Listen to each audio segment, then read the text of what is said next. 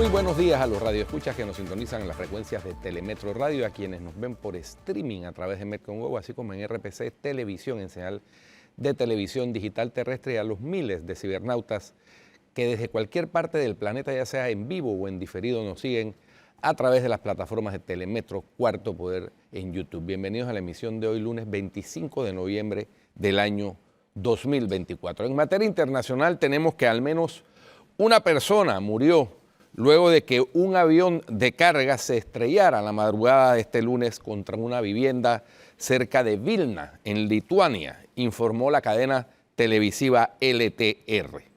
La aeronave, operada por una contratista de la firma alemana DHL, volaba desde la ciudad germana de Leipzig y se aprestaba a aterrizar cuando ocurrió la tragedia. El accidente se produjo sobre las 5:30 hora local.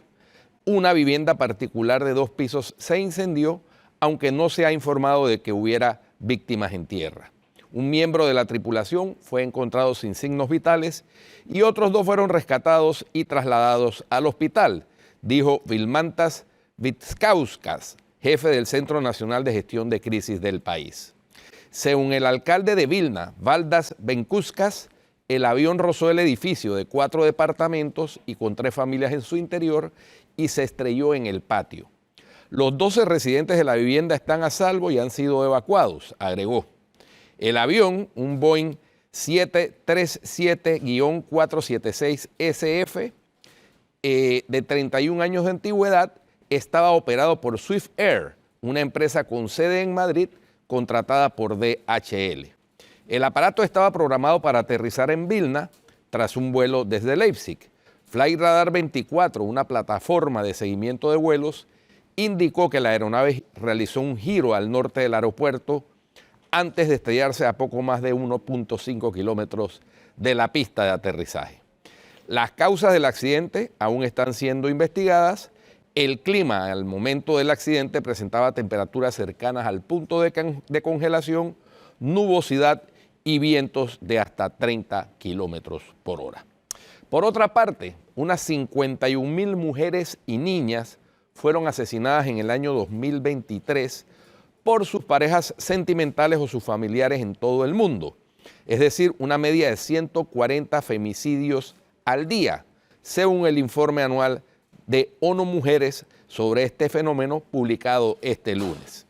Las mujeres y niñas víctimas de femicidio o asesinato por motivo de género representaron el 60% de las 85,000 mujeres asesinadas de manera intencional en 2023, indican las conclusiones del documento.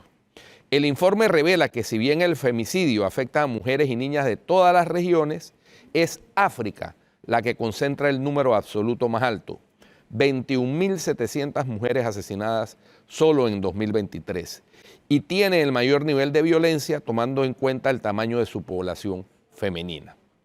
En términos relativos, África sufre 2.9 femicidios por cada 100,000 mujeres, seguida por las Américas con 1.6 por cada 100,000 mujeres, Oceanía 1.5, Asia 0.8 y Europa 0.6. ONU Mujeres reconoce que debido a la falta de datos, actualmente solo puede seguir las tendencias temporales de femicidio en las Américas, donde la ratio se mantiene estable desde el año 2010, y en Europa, donde se ha reducido un 20% desde ese mismo año. En esas regiones señala a las parejas íntimas como responsables principales de la victimización de las mujeres en la esfera privada en 2023.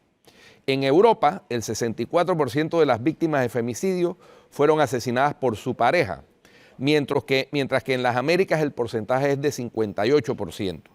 Esa tendencia es discordante con el resto del mundo, pues según los datos disponibles, es más probable que las mujeres y niñas sean asesinadas por un miembro de su familia, 59%, que por su pareja íntima, 41%. El informe apunta a esos datos para reivindicar que se amplíen las medidas de prevención de la violencia doméstica más allá de la perpetrada por las parejas y que se incluyan contextos familiares en los que las mujeres están en mayor riesgo. Asimismo, destaca que los datos disponibles de Francia, Sudáfrica y Colombia, de años diferentes, confirman que una buena parte de las mujeres asesinadas por sus parejas, entre un 22% y un 37%, había reportado previamente violencia física, sexual o psicológica de estas, lo que sugiere que estos femicidios realmente son evitables. Por último, el recuento de los votos de la primera vuelta de las elecciones presidenciales en Rumania confirmó este lunes que el prorruso de extrema derecha, Calin Georgescu, se impuso sobre sus rivales, mientras que los votos de la diáspora pusieron en segundo lugar a la candidata centroderechista Elena Lasconi, dejando fuera al favorito, el actual primer ministro socialdemócrata Marcel Ciolacu. Según los datos de la Autoridad Electoral Permanente, con el recuento del 99.99% de los sufragios, Georgescu recibió el 22.94% de los votos, seguido por Lasconi con el 19.17% y el europeísta Ciolacu se quedó con el tercer lugar con el 19.15%. De esta forma, el primer ministro quedó fuera del balotaje que está previsto para el día 8 de diciembre. En unas elecciones llenas de sorpresas, uno de los golpes fue la victoria de Georgescu, un candidato al que los sondeos veían por debajo del 5% y que casi no apareció en los medios tradicionales durante la campaña. Aparentemente, Georgescu, con manifestaciones antisemíticas y críticas de la OTAN, conquistó a muchos de sus conciudadanos a través de las redes sociales, principalmente en TikTok. El pueblo rumano gritó esta noche paz y lo hizo muy fuerte, dijo Georgescu el domingo. El ganador de la primera vuelta agregó que encendió la vela de la esperanza y el coraje de ser rumano. El pueblo rumano ha optado por dejar de arrodillarse, no ser humillado. Medios rusos que se han congratulado de la victoria de un partidario de una alianza con Rusia. El presidente de Rumania tiene un papel semi-ejecutivo que le otorga control sobre los gastos en defensa, un tema sensible en el país que comparte frontera con Ucrania. Georgescu, sin ir más lejos, se niega a seguir apoyando con armas a su vecino. Lasconi, por su parte, es partidaria de aumentar el gasto en defensa y seguir enviando ayuda militar al país atacado por Vladimir Putin. Así que hay que estar pendientes de esa segunda vuelta el 8 de diciembre en Rumania a ver qué pasa. Qué complicación alrededor de Ucrania con este tema. Y viendo también lo que está pasando en Estados Unidos, obviamente pues el futuro en este momento se le complica un poco al presidente ucraniano, no sé. Pienso que... Vamos a ver, hay que esperar... Hay que ver cómo juega la geopolítica, ¿no? Hay que esperar a ver el resultado del balotaje del 8 de diciembre. Sí. ¿No? Pero lo cierto es que de los dos candidatos que apoyaban a Ucrania, se me les metió en el medio el prorruso, ¿no? Entonces vamos a ver que no figuraba en las encuestas, en los sondeos. Sí es cierto, pero ves cómo al final el populismo en la política está siendo una herramienta cada vez más utilizada y que muchas veces saca debajo de la manga a candidatos inesperados, como lo que ha ocurrido ahí, ¿no? En Rumania. Correcto, es correcto. Sí. Ciertamente. Oye, ¿Viste las elecciones en Uruguay? En Uruguay ganó, fíjate, Uruguay se consolida como una democracia sólida. Terminó las elecciones, a las 2 horas ya se sabía el resultado, que fue estrecho. Fue muy parecido a lo que indicaban las encuestas, es decir, en Uruguay las encuestas no se equivocaron. Eso tiene que ver, yo creo, también, Atenógenes, porque lo he estado analizando, con la cultura política del encuestado. Sí, ¿no? también es del cierto. encuestado. Entonces, también es cierto. Por eso mayor precisión. Y bueno, la izquierda, que no es una izquierda radical, es una izquierda democrática, una izquierda que ya ha estado gobernando en Uruguay. Es heredero de José Mujica. Heredero de José Pepe Mujica, va a asumir el poder próximo. Quien hizo un papel ejemplificante en la política uruguaya y de allí entonces creo que parte de esa tradición política, Guido, porque realmente si ha habido un presidente, y esto es independientemente de su ideología, que ha sido un ejemplo para no solamente la democracia, sino para el hacer buen gobierno, es José Pepe Mujica. Correcto, correcto. Un exguerrillero, pero para que veas que hay otros exguerrilleros que no están haciendo buen gobierno, aquí mismo en el área, pero para que veas, porque es que Uruguay, bueno, la cultura y la educación son fundamentales. Claro, pero promovida desde la presidencia, porque en el caso de él, él dio el ejemplo porque él dijo, hay que tratar de ajustarse el cinturón y que la austeridad sea la que lidere este gobierno, y no solo lo dijo, sino que lo hizo, y todo el pueblo uruguayo lo vio hacerlo. O sea, un presidente que no cambió de casa, que no cambió su estilo de vida, que no cambió ni de auto, ni de vehículo. Nada, andaba O sea, en su escarabajo Sí. de quién sabe cuántos, 40 años de antigüedad. Sí, este tema de guardaespaldas, seguridad, o sea, todo fue parte de ese movimiento de austeridad. Dio el ejemplo y demostró que sí se puede hacer. Esa es la gran diferencia. Esa es la gran diferencia. Correcto. Entre un país como Uruguay, un país más pobre que nosotros, por cierto, Sí, pero que tiene menos pobres que nosotros. con características similares a Panamá, de pero que tiene población, menos pobres que que nosotros. queda, se llama la República Oriental del Uruguay, porque queda allá en el extremo Así sudoriente de América del Sur, y sin embargo, un país que da lecciones de buen gobierno, lecciones de democracia sólida, respetable, y bueno, uno de los países con mejor educación del continente. Exactamente. Y ahí es donde se quiebran las estadísticas en este caso de Uruguay. E insisto, el tema del ejemplo que debe demostrar ese dirigente político es clave.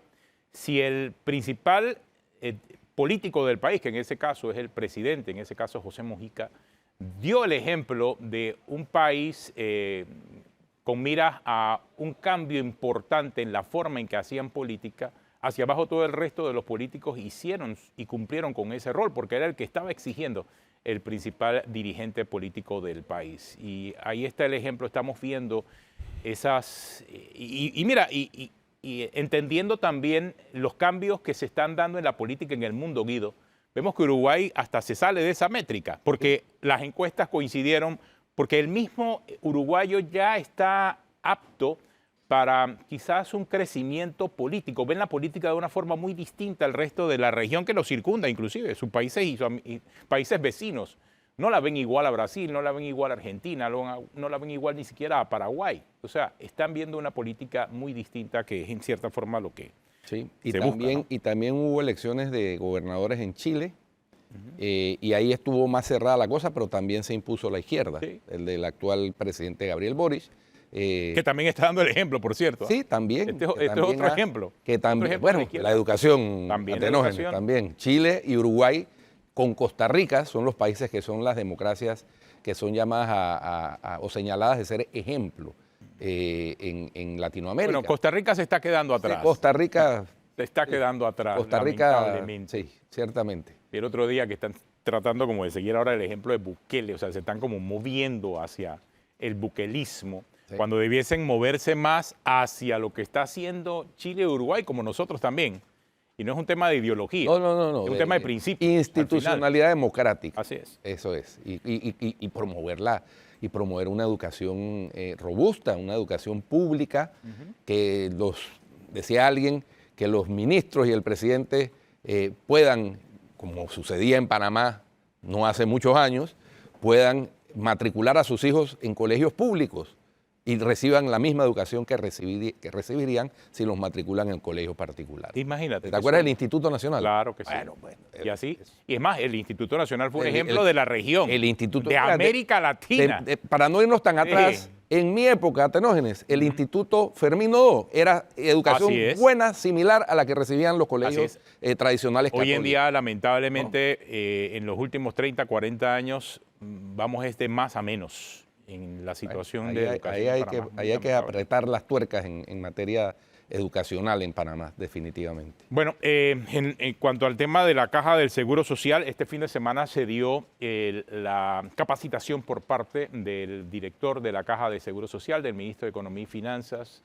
para ver el tema de las corridas económicas que trajeron o que dan como resultado la reforma a la ley orgánica de la Caja de Seguro Social. Hubo muchos comentarios en medio de eso, es más, vamos a estar analizando este tema aquí en este programa en unos minutos, pero hay también algo importante que salió a relucir producto de los análisis que se están haciendo, y es la posición ahora de las pequeñas y medianas empresas por el tema del aumento en la cuota obrero patronal de 3 puntos porcentuales, y eso hay que aclararlo, porque esos 3 puntos porcentuales se traducen en un aumento casi del 70%, un poquito más del 70% para esa micro, pequeña, mediana empresa. Entonces, están pidiendo ahora que eso se revise también, que sea parte de un proceso gradual.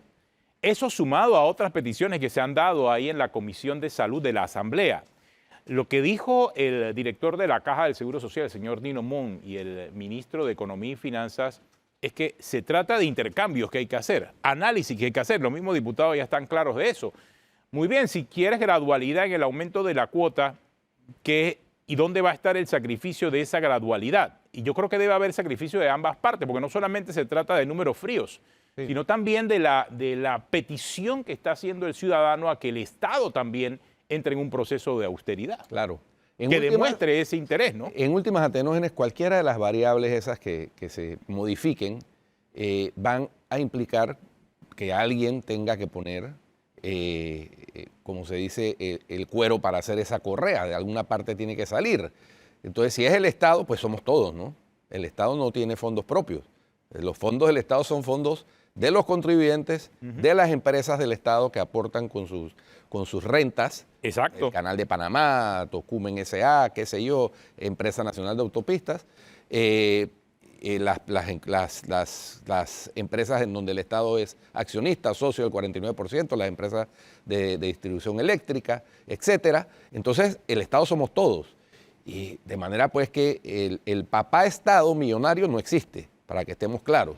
El Estado se sostiene con base en esas contribuciones y pues sí, yo creo que es una exigencia que yo creo que la hacemos todos, de claro, que el Estado sea un Estado austero, que sea un Estado eficiente, que no se dilapiden los escasos recursos para que se puedan utilizar y enfocar en las áreas que requieren prioridad. Una de esas es el tema de las pensiones. Ahora, es que cuando se hace la disección de lo que se está presentando, ves entonces que hay un componente empresarial, que es el del aumento de la cuota de obrero patronal al sector empleador. Tienes un componente del trabajador, que es el aumento de la edad de jubilación. Y la discusión viene cuando se trata del componente del Estado, que tiene que poner 966 millones y creciendo, porque es una cifra que va a ir aumentando de acuerdo al crecimiento del Producto Interno Bruto y también se ve impactada por la inflación. Pero hay un cuarto componente, que es el tema de las inversiones. Se está diciendo la Caja de Seguro Social, ese dinero que tiene ahí, tiene que tener mejor rendimiento. Pero hay un quinto componente que tiene que ver con esa decisión que tiene que tomar el Estado para demostrar que se está actuando de manera eficiente en el uso de los recursos y del dinero. Esos gastos suntuosos en el Estado. Ese cuidar el dinero del contribuyente y el dinero del Estado también es uno de esos elementos en donde se comenzó a poner la lupa. Y a raíz de lo que pasó el sábado, comenzó todo un proceso para definir claramente qué pone quién dentro de este proceso de reformas a la ley de la Caja de Seguro Social. Pero vamos a estar hablando con Daniel Lombana en unos minutos después de la pausa. Él estuvo presente y ha estado presente en la Asamblea en medio de estas reformas. Vamos a analizar con él algunos detalles de este tema. También va a estar con nosotros Guillermo Cortés esta mañana, representante de los jubilados. A ver qué piensan de lo que se discute en la Asamblea. Esto y más aquí en Cuarto Poder en unos minutos.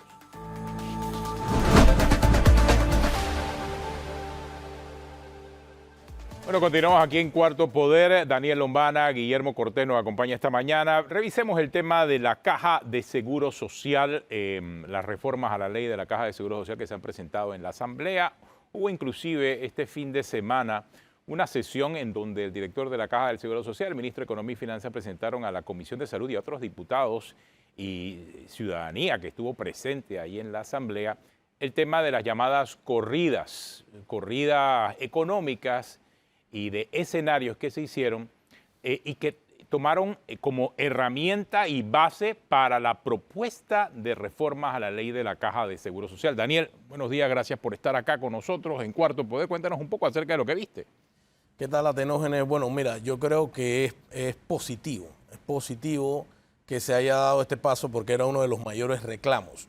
Precisamente el tema de la sustentación financiera, yo recalco mucho el tiempo de vida que tiene esta reforma, porque recordemos que cuando la Junta Técnica Actuarial de la Caja de Seguro Social proyectaba escenarios en sus informes, los informes siempre ponían al final, con esta modificación llegamos al 2036, con esta modificación llegamos al 2040. Y yo creo que eso es importante que se diga, porque nosotros no podemos volver a caer más en este ciclo de que el tema de la caja de seguro social queda totalmente desamparado y desatendido, que es lo que ha hecho un gran daño. Entonces, yo en la presentación que tuve en la Asamblea hice mucho énfasis también en ese tema, de que se diga con transparencia cuáles son los números, cuáles son los sacrificios, porque aquí se está pidiendo a un número plural de actores de la sociedad que den un paso al frente, se pongan la camiseta de Panamá y sacrifiquen dinero para aportar a esto. Y yo creo que es justo que todos sepamos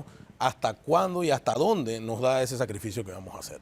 Sí, ¿y quién sacrifica qué? Que también es parte de la discusión. ¿Quién sacrifica qué? Porque cuando, lo decía hace unos minutos, cuando vemos todo el panorama, vemos que una parte la sacrifica la empresa privada, otra parte la sacrifica el trabajador, y aquí está Guillermo Cortés como jubilado. Y otra parte, entre comillas, la sacrifica el Estado, pero con la plata de todos. Espérate, pero ¿qué más da el Estado a diferencia de lo que van a poner anualmente? O sea, yo creo que ahí viene el desafío que hay en esta reforma. Sí, hay un tema importante. Yo creo que en este momento la Asamblea Nacional, la Comisión de Salud, ha estado dando pasos correctos, haciendo reclamos justos, como el tema del reclamo de que se hiciera una presentación como la que se hizo el sábado. Yo lo que sí creo es que entonces tenemos que caminar hacia un ambiente tal vez un poquito más de escucha, porque algunos funcionarios han tenido ese tono como de que en la Asamblea se están diciendo cosas que no tienen ningún valor, o realmente tomar una actitud de vamos a desmentir todo lo que se dice allá. Y yo creo que no podemos partir de la premisa de que en este tema alguien tiene el monopolio de la verdad y de que lo que digo yo es lo único cierto y lo que dice el otro no vale nada. Entonces eso no le hace, yo creo que ningún favor a esta discusión, y en los últimos días escuchar como que levemente algunos han dosificado ese discurso a bueno, vamos a ver por aquí, vamos a ver por allá. Yo creo que eso es saludable. Hay cosas que de la intervención de Daniel que me llamaron poderosamente la atención y que tuvieron eco además en otros medios de comunicación. Particularmente el tema de que los aportes de las cuentas mixtas, del subsistema mixto de cuentas individuales, son un dinero que es de propiedad del aportante. Es decir, Daniel planteaba que la Constitución establece que se garantiza el derecho a la propiedad privada que cuando haya sido adquirida conforme a la ley. Este es el caso típico. Yo hago un aporte y ese aporte está a mi nombre y ese dinero me pertenece. Entonces, en la reforma se plantea una especie de, no es la figura, pero una especie de expropiación de ese dinero que es de un particular, del cotizante. Y el tema de la pensión vitalicia de viudez, que también me llamó poderosamente la atención, que efectivamente artículo 181 elimina, deja que solo sean 5 años, básicamente. No elimina la pensión de viudez, pero solo le elimina la característica vitalicia y solamente sería por 5 años. Profundicemos un poquito con eso, Daniel. Sí, gracias Guido por traer esos importantes temas para el país a la mesa. Atenógenes mencionaba hace breves minutos conocer quién sacrifica qué. Yo creo que eso es crucial, porque este tema de que efectivamente el artículo 181 limita el alcance de la pensión de viudez, para explicar en este momento, si alguien enviuda, porque, o sea, se tiene tal vez la percepción general de que esto es para las mujeres, pero no, es para el viudo. Sí, hombre también, o mujer. hombre o mujer. Hombre o mujer es para el viudo. Entonces, esa pensión, dice la ley actual, que es por 5 años. Pero tiene unas características establecidas sobre las cuales se puede extender de forma vitalicia. Una de esas en la actual norma es que al cabo de los 5 años, ese viudo o esa viuda haya cumplido la edad de referencia, es decir, haya cumplido 62 años si es varón o 57 años si es dama. En esta reforma, esa extensión vitalicia, en caso de que cumpla la edad de referencia, se está sustrayendo, se está eliminando. Y eso es lo que hace breve minuto comentabas a Tenógenes, de que hay que estar claro en los sacrificios. O sea, yo puedo especular cuál es la razón de esto. Sí, la razón de esto es recortar, porque lo que se necesita es dinero, pero no debe hacerse así como lo metí por ahí, rebusquen los artículos, Claro, exactamente. a ver quién se da cuenta. Hay que estar claro en todos los sacrificios. Claro. Y el otro tema de la propiedad privada a mí me parece delicadísimo lo que se está haciendo. Ayer tuve la oportunidad de ver al subdirector, ex subdirector Bustamante, en debate abierto, que lamentablemente no coincidimos en el panel. Me hubiera gustado poder haberlo conversado en vivo y en directo y no así en diferido. Pero él hace una serie de precisiones con las que yo mantengo que no coincido. O sea, no coincido porque si nosotros analizamos la estructura legal que tiene la actual Ley 51, usted se va al artículo 209 de la ley, que le dice clarito que las sumas depositadas en la cuenta de ahorro personal de cada asegurado y sus réditos son propiedad de este. Y mire incluso el alcance que tiene esto en la ley, porque establece que estos recursos no serán gravables con impuestos ni embargables, salvo en lo referente a las pensiones alimenticias. Yo quiero saber si bajo el nuevo formato que ayer continuaron defendiendo, yo puedo ir a demandar a ese fondo solidario por una pensión. Digo, aquí estaba establecido en la ley clarito un formato en el que esto tiene una estructura de propiedad de la persona. Por eso no es solo el tema de pasarlo al fondo solidario, sino que aquí había una serie de derechos. Por ejemplo, usted tenía beneficiarios. Si usted se muere, la suma total se le entrega a su beneficiario. También había derechos en cuanto a si usted no cumplía las cuotas, usted no cumplía, entonces usted podía retirar la totalidad de su ahorro. En la reforma se están también cambiando estas condiciones de manera que, bueno, ellos dicen, en la bolsa común yo igual te voy a llevar tu cuenta, pero es que hay algo muy distinto, que yo diga, Tenógenes tiene una cuenta de ahorro personal de la cual él es el dueño a este nivel, te pueden demandar por una pensión a esa cuenta. Tú puedes dejarle ese dinero a alguien, que yo dentro de un saco común, yo te voy a anotar aquí cuánta plata tú tienes, y bueno, cuando tú llegues allá yo te hago un cálculo del cual se te va a pagar la pensión. Dice la ley, o sea, que la propiedad es la potestad de disponer de un bien, sin más limitaciones que la misma ley te ponga. Eso es el concepto de propiedad. Yo me pregunto, si esto se aprueba, ¿quién es el que está disponiendo del bien? ¿El dueño o el Estado? Una buena pregunta. No, es que para mí la respuesta está clara. Sí. El que está decidiendo que eso, fondo de ahorro personal, pase ahora a un fondo solidario, es el Estado, no es el propietario.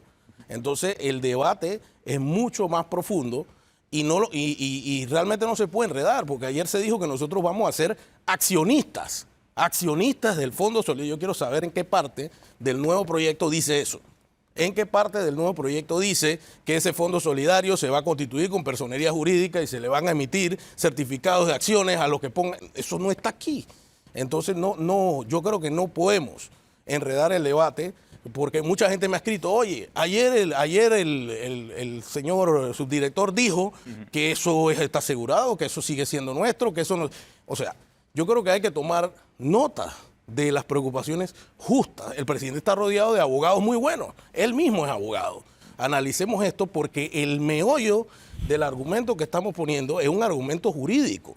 Los economistas tendrán sus puntos, los financistas tendrán sus puntos. Y una cosa es la retórica o lo que se dice y otra cosa es lo que está escrito en la ley, que al final es lo que se va a aprobar.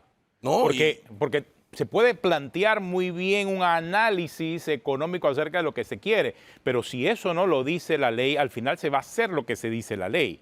Yo creo que eso es muy importante. No, y en el año 2005 también están las voces que dicen, nos prometieron que si me cambiaba al mixto, que me iban a dar, y muchas cosas no se cumplieron. Entonces no podemos trabajar sobre la base de que, no, es que los voceros del proyecto me están diciendo que sí. O sea, o está aquí o no está aquí.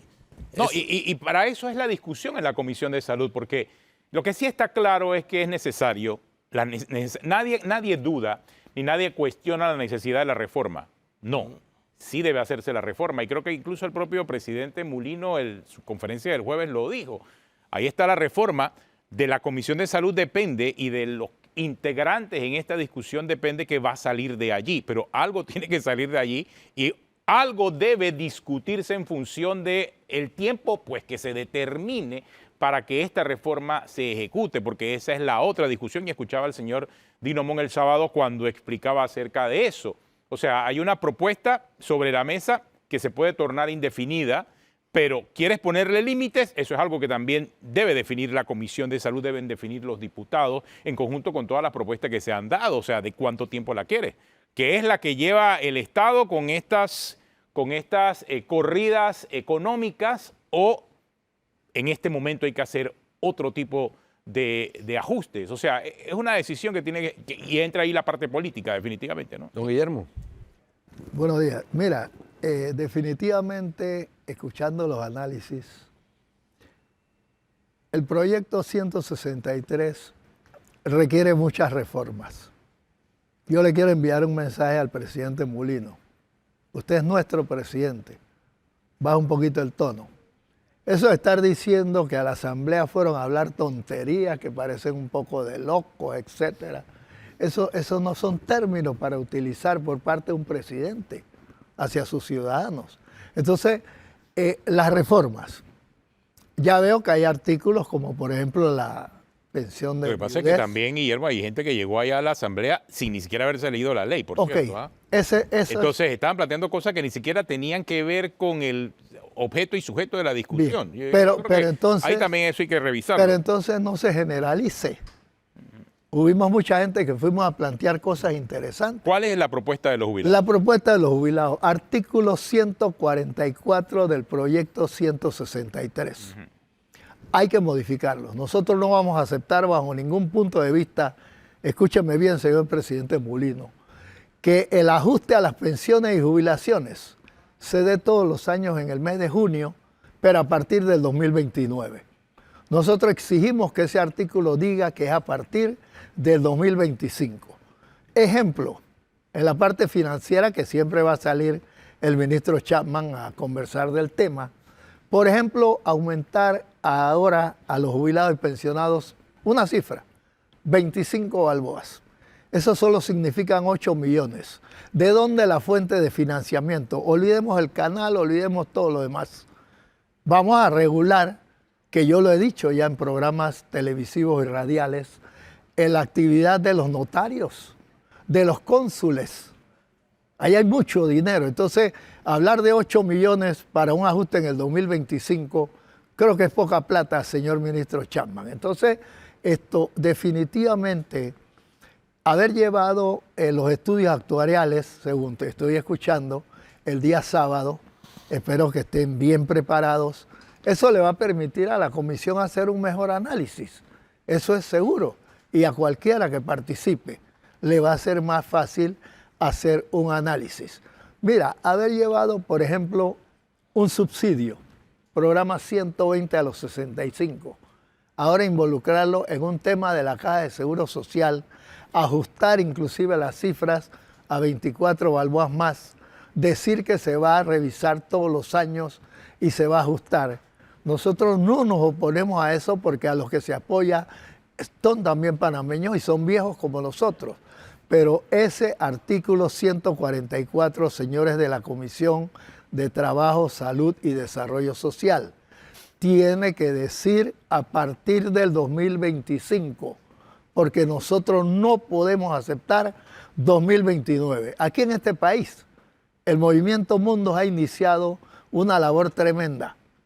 Tenemos que aprender a respetar a nuestros adultos mayores, cosa que no ha hecho la mayoría de la ciudadanía y mucho menos los gobiernos, porque yo creo que llevarnos a decir que se va a ajustar las pensiones, eso es muy bonito, pero a partir de 2029, ¿cuánto estaremos ya muertos?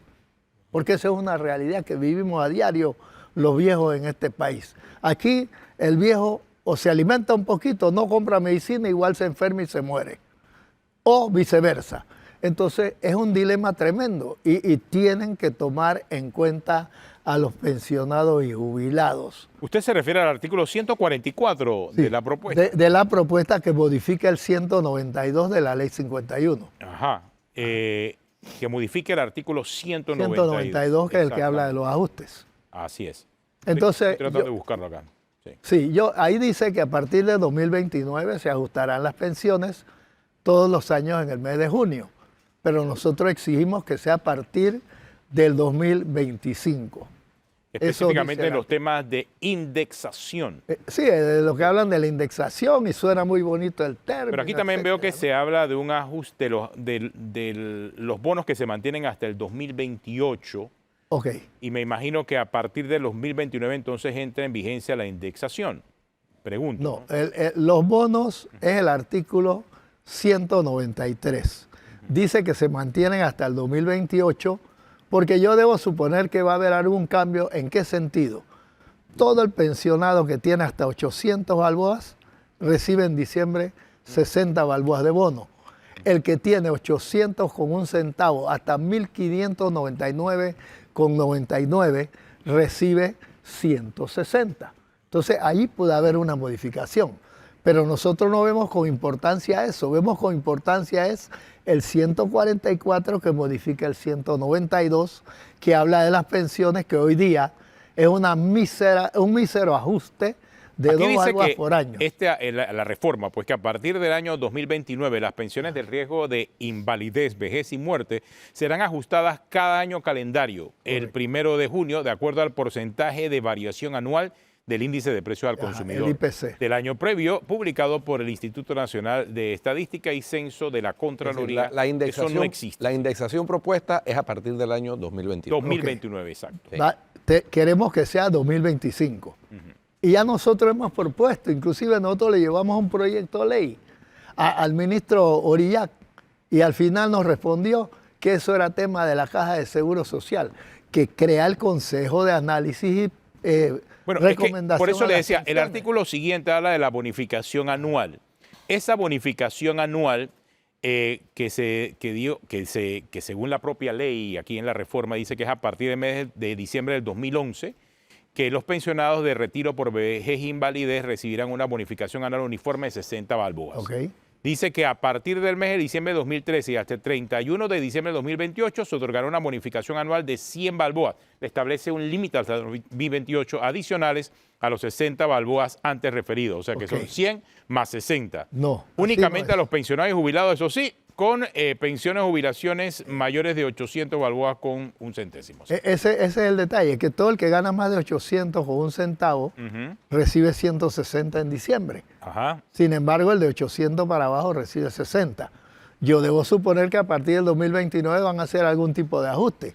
Pero, Asumo que a partir de 2029 esto se suspende, bueno, precisamente. porque ese es el límite que establece la reforma de la ley, hasta el 31 de diciembre del 2028, porque entonces en el 2029 entra la Entra la indexación. indexación. Claro. Ok, pero, es el artículo no, anterior. No, pero es que aquí hay una confusión. La indexación es para ajustar las pensiones, no para tocar el 193 que habla de bono. Ajá. Entonces me voy a referir No, ahora... pero le pone una fecha de cumpleaños al bono. No, porque es que está en la ley 51. Entonces, en la modificación Sí, le pone una fecha de tendrían que cumpleaños. ampliar el bono. Es que aquí hay mucho tema que perjudica al pensionado y jubilado.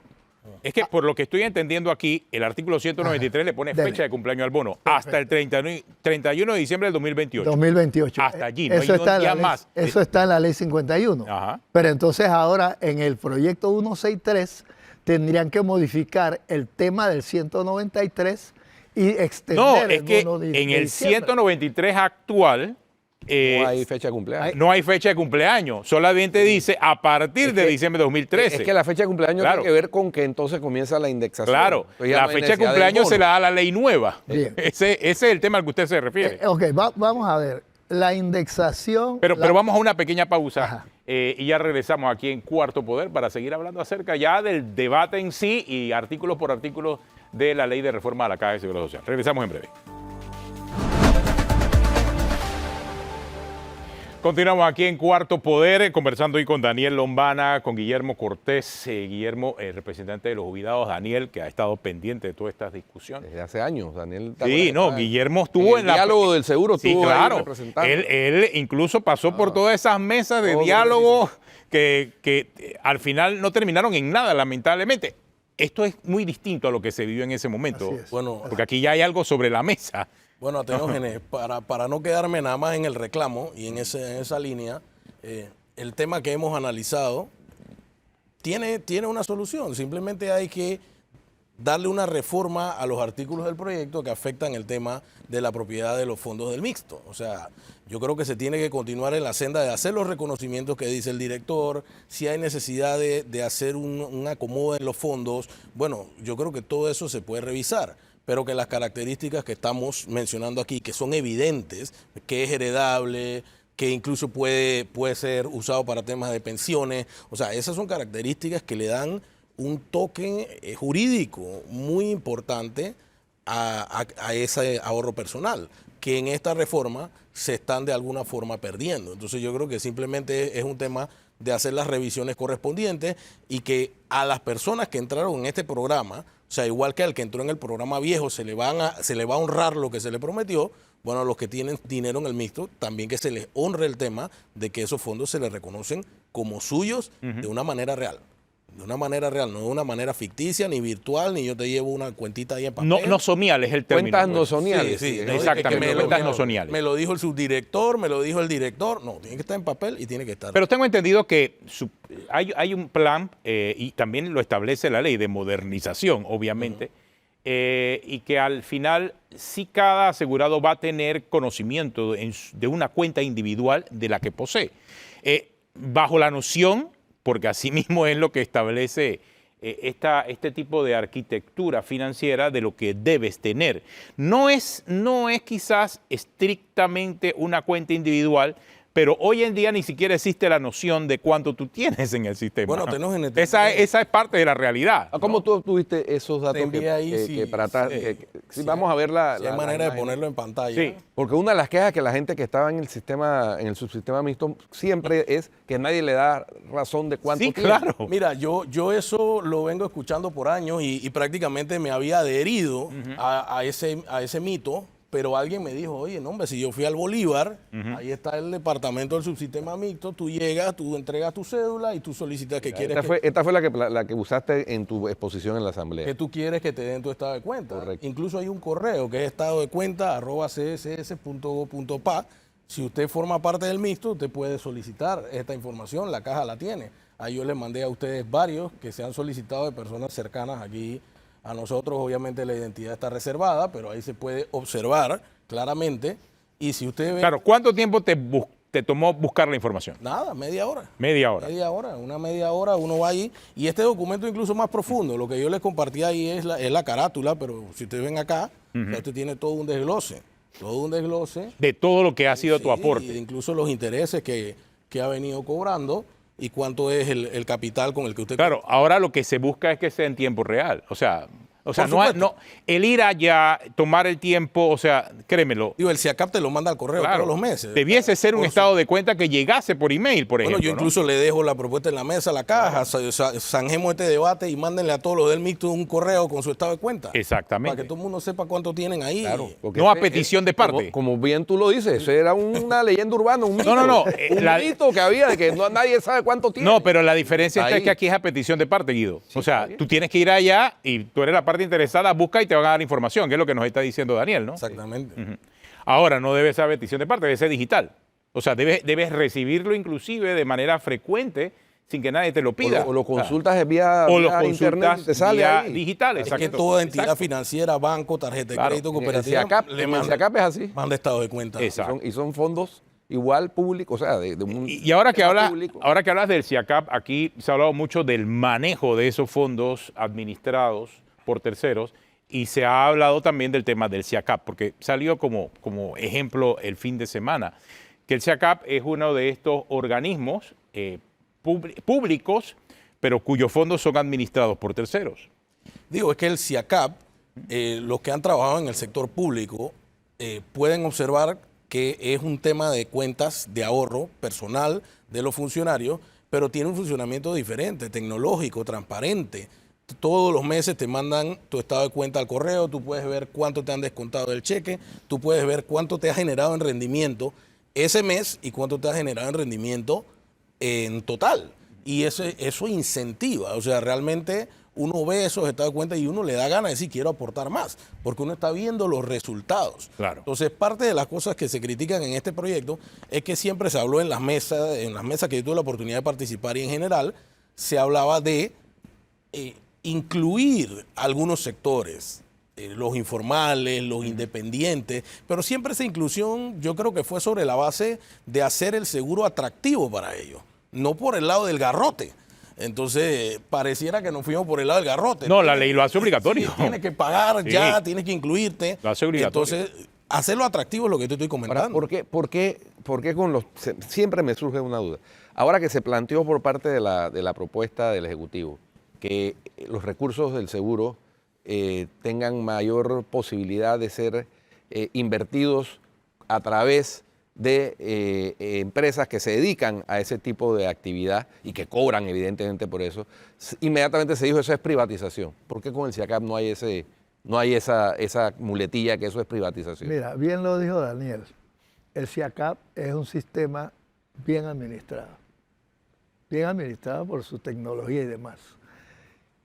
Hablando del asunto de las inversiones, eso está en el proyecto, ¿no? Que se está diciendo que ahora se le van a dar facultades de un emperador al director general para el tema de las inversiones, precisamente de las inversiones. Yo creo que en el proyecto que salga al final tiene que haber reglas claras de fiscalización para esas inversiones. Este es un tema que es muy importante y es vital para la caja. Se habla del rendimiento, se habla de los manejos internos, etc. Entonces, si el director al final va a tener tanta capacidad, aunque yo lo escuché en el fin de semana que estuve en la asamblea, decir que él estaba anuente que se pueden hacer modificaciones en cuanto a las facultades que le está dando el proyecto en sí. Entonces, eso es importante. Pero las inversiones del Seguro Social tienen que ser bien fiscalizadas. Se dice que van a haber comités técnicos de análisis antes de hacer una inversión, etcétera, y yo espero que los que estén en esos grupos sean personas de probada honestidad, porque el Seguro Social es de todos los panameños. O sea, adicionalmente al tema que yo pueda hablar de los jubilados, ese es un tema que a mí me preocupa mucho, porque el Seguro Social ha ido de tumbo en tumbo, precisamente ¿por qué? Por las malas inversiones desde aquel primer proyecto de vivienda, por ejemplo. Entonces nosotros no podemos seguir permitiendo esto. Total. Y ustedes, los tres, son más jóvenes que yo. Tienen que velar por ese seguro social que camine en una línea correcta. El proyecto, señor presidente Mulino, requiere muchas modificaciones. Y tómelo con calma, porque no es eso de que vamos a la ligera sin modificar las cosas que realmente hay que modificar y sin escuchar a todos los que conversamos en esas discusiones y que planteamos, como Daniel y muchos otros, Claro, temas no, interesantes. lo hemos dicho acá, que la idea de estas discusiones es enriquecer el proyecto. Así Claro, es, ¿no? así es. Y así debe ser. Claro, habrá quienes digan no porque no y ya. Sí. Eso no, Pero eso es lo que no radical. aportan nada. Es que lo que no cabe Ahí ya hay es no gente que porque no. Sí. Son eso- radicales. Claro. Eso porque sí hay que Sí hay que salvar la hacerlo. caja del seguro. Así es. Ese es Hay el, que ese es el salvarla. propósito Ese es el mensaje. nacional. Hay que salvarla. Bueno, listo. Muchas Gracias, Guillermo, gracias. Gracias, Daniel. Gracias a ustedes. Se nos acabó el tiempo. Si usted sigue en Telemetro Radio, siga con los muchachos del brunch y en RPC Televisión, El Gordo y La Flaca. Hasta mañana.